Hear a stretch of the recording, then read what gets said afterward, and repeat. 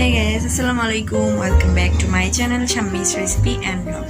আজকে আমি আপনাদের সাথে একটি রান্নার ব্লগ শেয়ার করতে যাচ্ছি। তো চলুন আমার ব্লগটি শুরু করা যাক। আমি আজকে কিছু মজার রান্না করব, সেগুলো আপনাদের সাথে শেয়ার করব। এই হচ্ছে আমাদের কাঁচা বাজার। আজকে 1 কেজির মতো শিম, 1 কেজির মতো টমেটো এবং বেগুন এগুলো কেনা হয়েছে।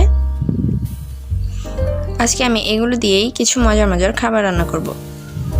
আমার সম্পূর্ণ ভিডিওটি দেখার অনুরোধ রইল।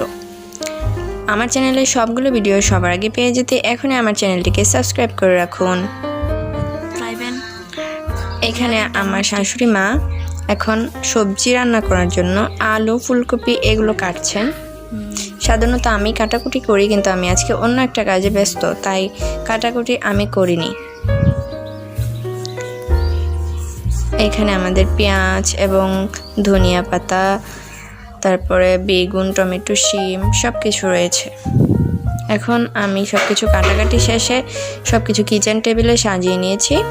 এখান থেকে আমি একে একে রান্না করব। এখানে পেঁয়াজ মরিচ রাখা আছে, মাছ ভাজার জন্য মাছ, এখানে সবজি রাখা আছে।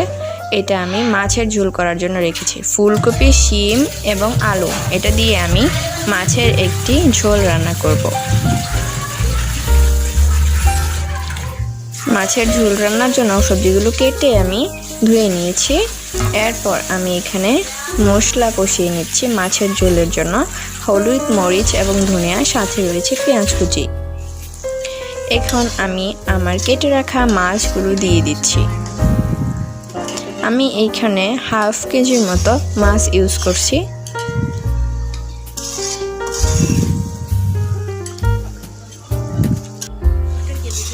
এখন মাছের উপর সবজিগুলো দিয়ে এটাকে আমি ঢাকনা দিয়ে ঢেকে দিব। পরিমাণ মতো লবণও দিয়ে দিব। ঢেকে দেওয়ার পর কিছুক্ষণ পর কষিয়ে আবার ঝোল দিয়ে দেব। যেহেতু এটা বসন্তকাল, তাই এখন ঝোল খেতে খুবই ভালো লাগবে। এখন ঝোল দিয়ে কাঁচামরিচ দিয়ে দিচ্ছি, আবার ঢেকে দিয়ে তরকারিটি উঠিয়ে নেব। ভিউয়ার্স, আমার চ্যানেলের রেসিপিগুলো ভালো লাগলে এখনই আমার চ্যানেলের ভিডিওটিতে লাইক দিয়ে দিন এবং আমার চ্যানেলটিকে সাবস্ক্রাইব করে দিন। এখন আমার তরকারিটা সম্পূর্ণ রেডি, তো আমি এখন তরকারিটি নামিয়ে নিব।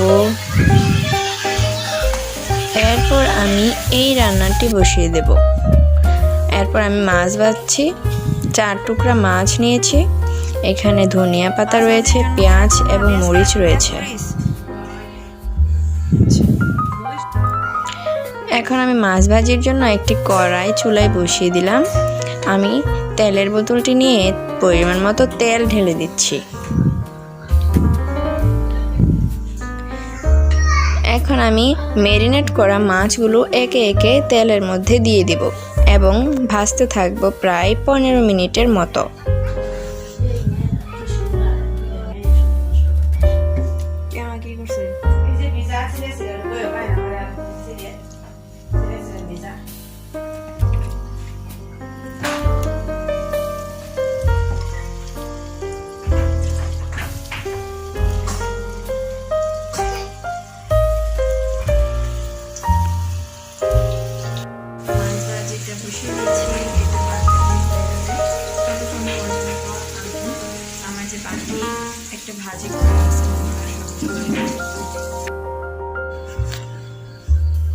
এখন আমি মাছ ভাজিগুলোকে একটা একটা করে উল্টে দিব।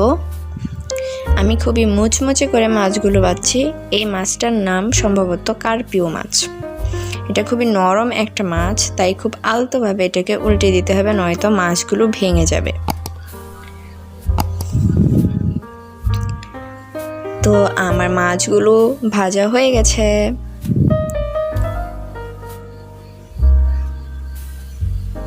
এখন আমি একটা একটা করে মাছ তুলে নিব এবং এর মধ্যে পেঁয়াজ, সজপাতা এবং মরিচ ভেজে নেব হালকা লবণ দিয়ে।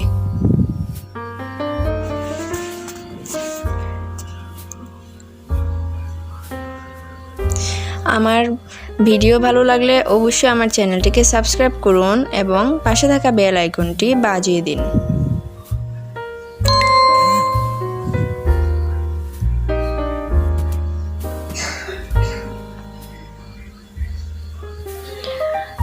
এখন আমার এই ভাজিটা হয়ে যাচ্ছে।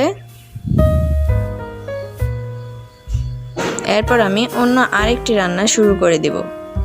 এখন আমি সবজি ভাজি রান্না করব।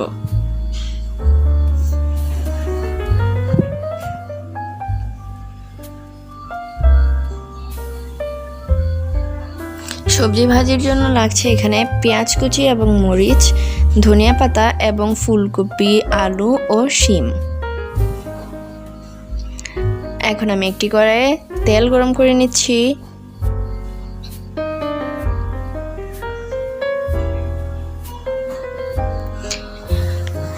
এরপর আমি এর মধ্যে পেঁয়াজ কুচি এবং সাথে কয়েকটা মরিচ দিয়ে দিচ্ছি। এরপর আমি এখানে হলুদের গুঁড়া ব্যবহার করব। পেঁয়াজগুলোকে হালকা বাদামি করে ভেজে নিয়েছি।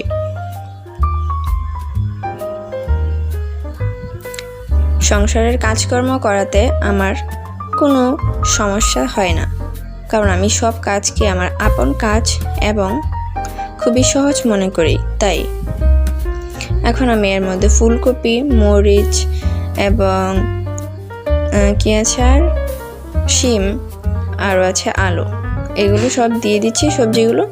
এরপর আমি এটাকে ঢাকনা দিয়ে ঢেকে দেব। ঢাকনা দিয়ে ঢাকার পর বেশিক্ষণ ঢাকবো না, কারণ এমনিতে পানি ছেড়ে যাবে। এর মধ্যে আমি লবণ দিয়ে দিব।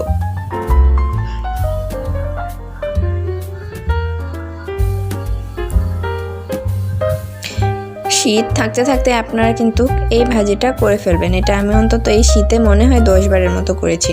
এটা খুবই খুবই টেস্টি একটা ভাজি। সাথে বাঁধাকপি, তারপরে গাজর থাকলে আরও অনেক টেস্টি হয়। এখন লবণ এবং মরিচ দিয়ে এই সবজিটাকে আমি ভাজতে থাকবো। আমি এখানে তেমন বেশি তেল ব্যবহার করছি না, অল্প অল্প তেল দিচ্ছি।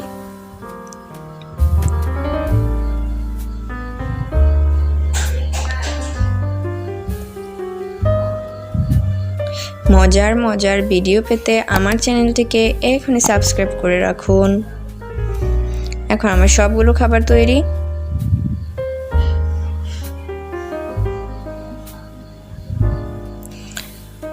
এরপর আমি রান্নাবান্না শেষ করে আমার আরও কিছু কাজকর্ম সেরে নেব।